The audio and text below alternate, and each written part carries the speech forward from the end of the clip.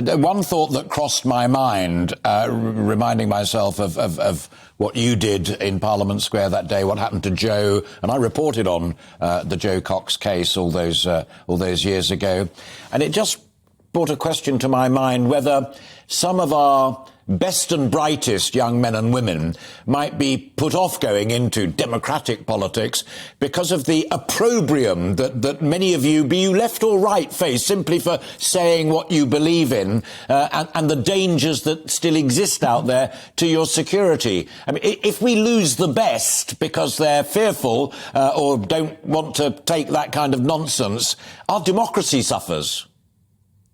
Absolutely right. I mean, you've been covering some of the challenges, the wider challenges that we've been facing in Parliament. But government is made up from the gene pool of MPs that choose to stand and be parliamentarians. That's the way it works. And if good people are put off for different reasons, not just because of the security, but simply because of the grief you get, the hate that now, I'm afraid, mostly through social media now comes out, then I'm afraid our democracy, our ability to govern, our leadership nationally and internationally is affected. And we should bear that in mind. If we want good people to step forward, we need to make sure we look after them, absolutely be accountable, absolutely be able to argue with them. But I think we're losing the art of having the argument. It's turned more into hatred, and that's very, very dangerous indeed. I love the way that you just nod elegantly there to what's going on and the turmoil at the moment.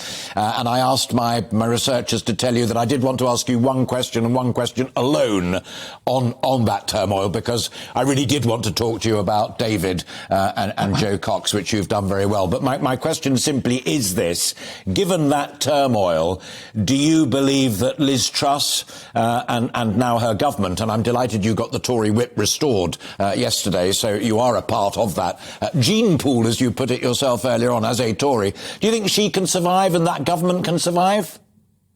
Well, if I may just take those two separately, I think it's important that there are voices like mine, a one nation centralist voice that is in the Conservative Party. If our party moves to the right, we will not win elections. That's been proved throughout our entire history, going from Disraeli to Baldwin, Macmillan, Churchill, and Thatcher as well. And what we've seen, I'm afraid, is this experiment, this central argument that was put forward during the leadership contest, which absolutely appealed to our party base, but never was going to win an election, that this Van Hayek ideology, if you like, of tax cutting in isolation would generate its own revenue and therefore could safely be done.